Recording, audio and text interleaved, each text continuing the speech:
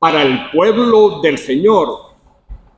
Y con esta enorme responsabilidad tengo el Salmo 23. Yo quisiera que nuestro hermano David Garrido leyera el Salmo 23. Veamos con la ayuda del Señor el Salmo 23. Jehová es mi pastor, Salmo de David. Jehová es mi pastor, nada me faltará. En lugares de delicados pastos me hará descansar. Junto a aguas de reposo me pastoreará. Confortará mi alma. Me guiará por sendas de justicia por amor de su nombre. Aunque ande en valle de sombra de muerte, no temeré mal alguno, porque tú estarás conmigo. Tu vara y tu callado me infundirán aliento. Aderezas mesa delante de mí en presencia de mis angustiadores. Unges mi cabeza con aceite, mi copa está rebosando. Ciertamente el bien y la misericordia me seguirán todos los días de mi vida, y en la casa de Jehová moraré por largos días. Hasta que la lectura del Señor viene a su palabra. Amén. Gracias, hermano. Comenzamos con Jehová es mi pastor, nada me faltará. Por esto estoy aquí confiando en que Jehová es mi pastor y que nada me faltará. El salmista David está admitiendo aquí en este salmo que Jehová es su guía, que Jehová es su proveedor. Lo está diciendo muy claro. Jehová es mi pastor, nada me faltará. En ciertos sitios de las denominaciones tienen pastor, seres humanos. Algunos se jactan y dicen, el doctor Pedro José Fonseca, por decir un nombre, Pedro Pérez, es nuestro pastor, es mi pastor, egresado de la universidad, con tantos títulos y tal, ese es el pastor de la iglesia tal. Nosotros, los congregados en el nombre del Señor, no utilizamos estos términos de tener a un ser humano como nuestro pastor. En plural podemos decir los pastores de Los Flores, los pastores de la avenida principal del cementerio, por mencionar algunos. Ok, son los pastores en plural, pero en términos y en título personal, como lo utilizó David, y es lo que nos enseña, Jehová es mi pastor. Sostiene, nada me faltará. En lugares delicados, pastos me hará descansar. Está totalmente seguro, consciente de que lo que él ha escogido para pastorear su vida, completamente seguro de que nada le va a faltar. Y desde el versículo 1, y no recuerdo hasta dónde, dice lo que él sostiene a Dios como su pastor, nada me faltará. En lugares delicados, pastos me hará descansar. Pastos nos habla de la alimentación. Pastos me hará descansar. A veces, y por asuntos de algunas familias no tener tal vez dinero, porque la pensión la pagan después del 20 y hoy tenemos 10, 14. Se dice, no tenemos. El CLAP no ha llegado, pero si sostenemos que Dios es nuestro pastor, nada de esto va a faltar. En lugares de delicados pastos me hará descansar, junto a aguas de reposo me pastoreará, confortará mi alma, me guiará por sendas de justicia por amor a su nombre. Todo esto que el versículo, porque el Salmo 23, con solamente leerlo y sostener lo que se lee, ya ahí hay un confort, ya ahí estamos como alimentados. Hace unos años me iban a hacer a mí un examen, una resonancia magnética. Uno de mis hermanos me dijo, cuando te metan ahí en ese túnel y cierren y apaguen la luz y te metan en eso, di de memoria en tu mente el Salmo 23. Y cuando me sentaron en esa cama y me acostaron y sentí que solamente me dieron una perilla y me dijeron, si siente algo mal, algo que le moleste o alguna cosa, apriete la mano con la perilla y vendremos y en otra oportunidad se le puede hacer ese examen. Yo estaba nervioso, pero desde un principio que entré, Jehová es mi pastor, nada me faltará. Y lo dije, lo decía, lo repetía, temblaba, pero lo decía. Y el Señor me ayudó, salí bien. Todo esto pasó. El Salmo 23 nos ayuda para pensar en Dios como nuestro guía, como nuestro pastor, pensando en que nos va a ayudar en nuestras dificultades. Y cuando dice, aunque ande en valle de sombra, de muerte, no temeré mal alguno. David experimentó andar en valles de sombra de muerte. Cuando David, siendo joven, muchacho, y cumplió con su querido padre en llevar el bagaje, la comida para sus hermanos y los guerreros que estaban para combatir, escuchó la voz de un enorme hombre que a veces a mí mismo no me atrevo a llamarlo gigante, porque ni siquiera la Biblia lo llama gigante.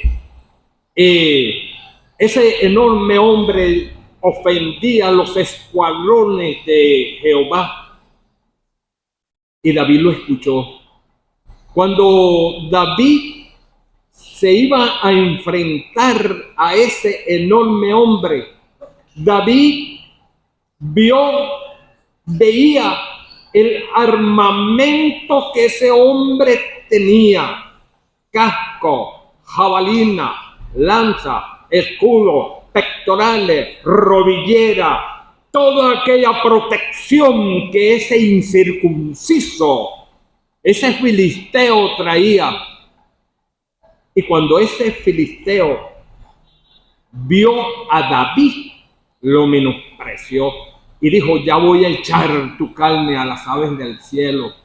David estaba pendiente de ese armamento tan fuerte que él se iba a enfrentar. Ahí David estaba en valle de sombra de muerte, porque David no quiso utilizar la armadura, el casco y todo eso. No, se sintió incómodo. Cuando el rey Saúl se lo dio, dijo: no, esto no es conmigo, yo voy así mismo, tal vez hasta sin camisa.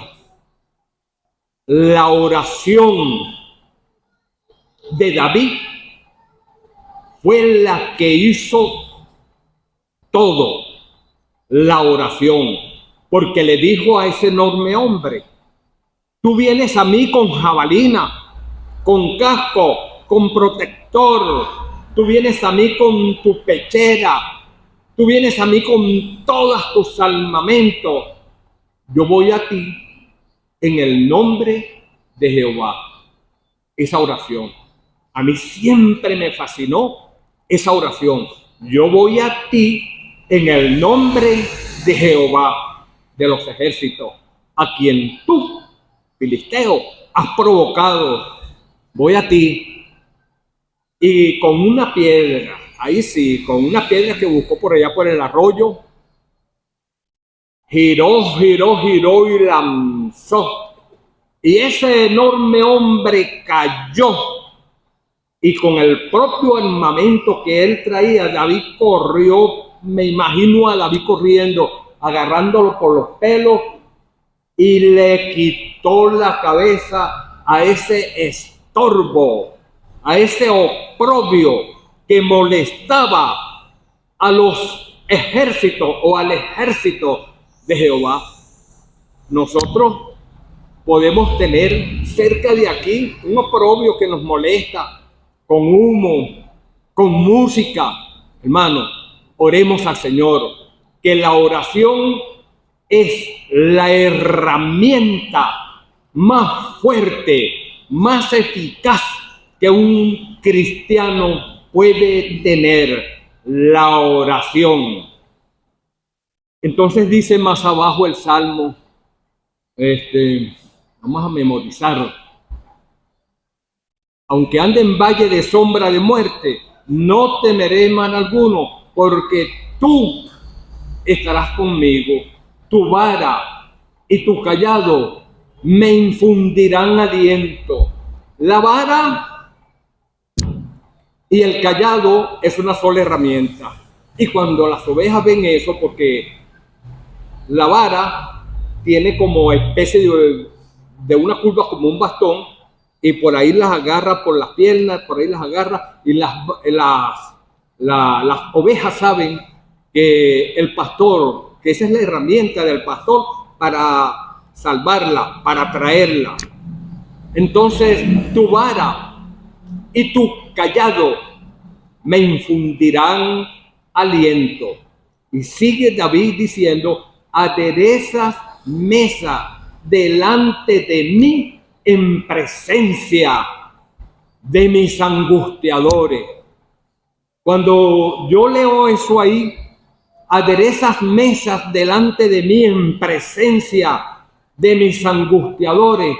En la Biblia, la palabra de Dios, encontramos hombres que vivieron angustia. Y dice, en presencia de mis angustiadores. Y uno de los angustiados fue el mismo Señor. El Señor vivió angustia con todos sus elementos, soldados y los que lo iban a maltratar, a coronar, a surquearle su espalda. Todo eso era angustia para el Señor. Pero también pienso en Job. Job vivió angustia, pero mucha angustia. Ese hombre, el diablo le pidió permiso al Señor, a Dios, para meterse con Job. Y Job soportó todas aquellas angustias. No es fácil sentir la noticia de uno que venga y le diga a un padre: mataron a tu hijo, y solamente quedé yo para darte la noticia. Y venga otro: mataron a tu hijo, y así por 10 veces, 10 hijos le mataron. Cuando Job perdió el ganado, cuando Job perdió todas aquellas cosas que eran de su finca, de su terreno, de sus matas, quedó totalmente arruinado. Y para complemento mayor, su propia esposa, la mujer de más confianza de Job, le dice: vas a seguir así, maldice a Dios y muérete. Oye, pero qué cosa, maldice a Dios y muérete. Qué angustia, sobre angustia, más angustia para Job. Maldice a Dios y muérete. Y la respuesta de ese hijo de Dios: si Jehová me matare, sigo confiando en él, porque como una mujer fatua, necia, y tantos títulos que le conseguí para decirle a esa mujer, como una mujer fatua, necia, has hablado. Oye, qué cosa tan fuerte, vivir angustia y que la propia persona de confianza le diga a uno: maldice a Dios y muérete. Oye, qué fatua esa mujer. Y Dios soportó todas aquellas cosas. Y después podemos leer en el libro de Job cómo Job recibió 10 hijos. Job recibió el doble de lo que le correspondía, de lo que había perdido, pero siempre su confianza en Dios. Siempre nuestras rodillas, como pueblo de Dios, deben estar en el piso. Siempre un clamor hacia Dios para no pecar contra Dios, porque Dios tiene propósito con nosotros. Entonces dice el Salmo, continúa, unges, gracias, unges mi cabeza con aceite, mi copa está rebosando.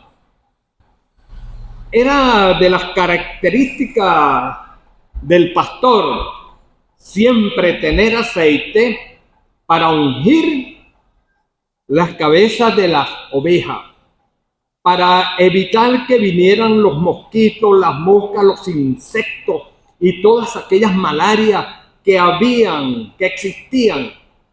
Entonces, con ese aceite, esos insectos era como un repelente, se alejaban de las ovejas. Esas cosas no entraban en las ovejas. El aceite también nos habla de el Espíritu Santo. Y David dice, mi copa está rebosando. Y con esta escritura, mi copa está rebosando. Pensé en José. José estuvo en la casa de Potifar. Y un hombre como José estaba con su copa rebosando. Porque si José no está agarrado plenamente de Dios, si José no está lleno del Espíritu Santo, José con facilidad que necesitaba descansar, porque él venía de ser vendido, de, tantas cosas, y de no estar lleno del Espíritu Santo. José se abraza con esa dama que lo sedujo, pero gracias al Señor, José no entró. José prefirió la calumnia, José prefirió estar preso, José prefirió todos aquellos males, porque sabía que Dios iba a estar con él en todo. Entonces, era fácil en José que por haber soportado todas aquellas cosas, Dios lo utilizó para que alimentara a su pueblo y llegó a ser en ese sitio el segundo después de Faraón. Pero José, si no está lleno, si su copa no está rebosando, agarrado de Dios, es fácil pecar. Que el Señor nos ayude a nosotros, sus hijos, a mantener nuestras copas rebosando para no ser fácil a cualquier mujer. José tenía un hermoso semblante. José era un galán y por eso a aquella mujer se le salieron los ojos por José, pero José no se fijó en ella. Entonces el Salmo continúa diciendo,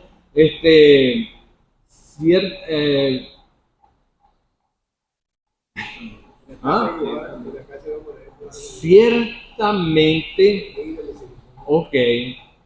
ciertamente el bien y la misericordia, pero antes, quería recalcar un poquito antes, cuando dice, me seguirán, el bien y la misericordia me seguirán todos los días de mi vida. Cuando dice el salmista ahí, me seguirán todos los días de mi vida, hasta ahí llega la vida de un creyente. Hasta ahí llega la vida de un creyente. Todo, ciertamente el bien y la misericordia me seguirán todos los días de mi vida.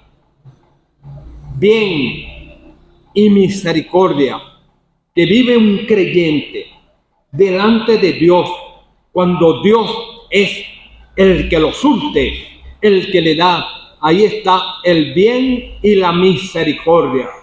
Y cuando dice, en la casa de Jehová moraré por largos días, es porque eso es lo que todo creyente anhela, llegar a la casa de Jehová, llegar al cielo. Allá está en el cielo el propio David. David llegó al cielo después que partió para estar con el Señor. Y allá está, en la casa de Jehová moraré por largos días. Lázaro y el rico. Lázaro está en la casa de Jehová morando por largos días.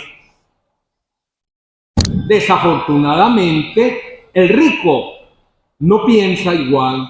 El rico está quemándose en el Hades, en el infierno, y está deseando que el padre Abraham le envíe a Lázaro para que moje la punta de su dedo en agua para que vaya a refrescar su lengua. No está el rico disfrutando de largos días. Lamentablemente, si aquí hay alguno que no es salvo, que piense un poquito de que el anhelo de nosotros es estar en la casa de Jehová y morar por largos días, que viene siendo vitaliciamente para todo el tiempo. Es como dice en el Evangelio de Juan, dice, yo soy el camino y la verdad y la vida. Nadie, pero absolutamente nadie viene al Padre. Nadie viene al Padre. El Padre está en el cielo. Esto lo digo por si hay uno que no es salvo, por si hay uno que no goza de la salvación de su alma. Recuerda que en la casa de Jehová moraré por largos días, que el Señor, el Padre, está en el cielo y que nuestro anhelo es dejar a este mundo lleno de aflicción y ir donde está el Padre, que está en el cielo. En la casa de Jehová moraré por largos días. Que el Señor bendiga su palabra. Amén.